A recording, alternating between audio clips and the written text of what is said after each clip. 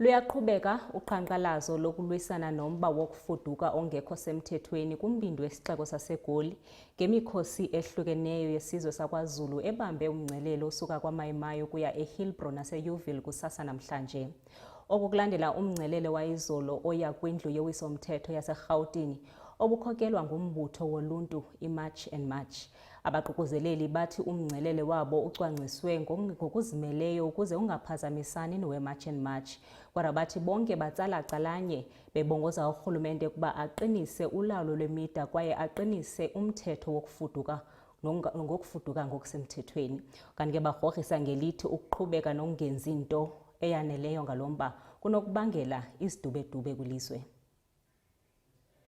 Umbukelo sikhona la ke eGoli khona la kwaMayimayi la bekuhlangene khona ke izinsizwa zakwaZulu ezitheke zabhikisha zathatha umbhikisho wazo zawubhekisa ke eHillbrow zayezedlulela ke naseUville lapho ke bezwakalisa khona ukukhathazeka kwazo ngabo kufika abakuleli ngongekho emthethweni. Lo mbhikisho ke umbukelo kuzokhumbulela ukuthi uqale einsukwini ezintathu edlule kanti ke namhlanje ababewuhlelile bakucacisile ukuthi awusahambisani nalowo obuhlelwe iMarch and March eholwa ke yena uJacinta Ngobese wakwaZuma.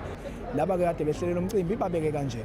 Ku-obvious vele izwe lovele lishe phela ngeke sikumele ukuthi lokhu sikhulume njalo. Kuyacaca ukuthi phela siwuZulu ngoba bathatha ngalendlela abathatha ngayo usho ukuthi kofuna sivele sife ngoba asikwazi ukuyeka izwe lethu ligcwala abantu bokufika sigcine kuhlupheka thina abakulelizwe.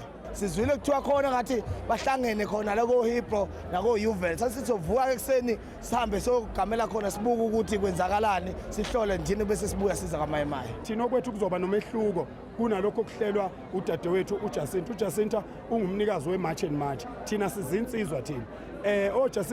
Umama uJacinta usihlelela yena ngokwemthetho kamasipala yokuthi kufanele kulandele imithetho ethile nethile ukuze kwenzeke imarch. Bathi thina akusiyi imarch lenethu. Lokho kwethu kuzosho ukuthi hambani. Kuzofika isikhathi ngoba ngisho kuzofika isikhathi la sizoqonda khona indoda nje ngayodwa noma ngabe ba u10 million. Silindele ukuthi uhulumeni abe nesinqumo decisive. Njoba emfowethu seshilo ukuthi sizobheka eParliament ke siziqiniseko sokuthi ama-illegal immigrants wonke awahambe ngokungahlonisi badayisa izidakamizwa ingane zethu phendukwazi ibe ngomahosha futhi bathathe ke izwe lethu sekungenabo bayibiza ukuthi i-capital city yabo iHillbrow kanye neUville.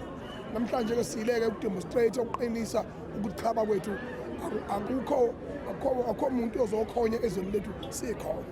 Lamabutho ke abengaphezulu kwenkulungwane embukeli adaluleke ukuthi njengoba esuka la namhlanje asehlela ukuthi ke ngenyanga kaNhlangulana uJune ebhekise ke amabombo eKapa lapho ke ayozwakalisa khona futhi endlini zombuso izikhalo zawo lapho kasaqhubeka ekhala khona ngabo abokufika uma ngabe emva kwalembhikisho asebenza izinsuku ezintathu iqhubeka nokungezwakali. Ezindabeni zeSoweto TV igama lami ngumqondisi Myeni ngiseGoli.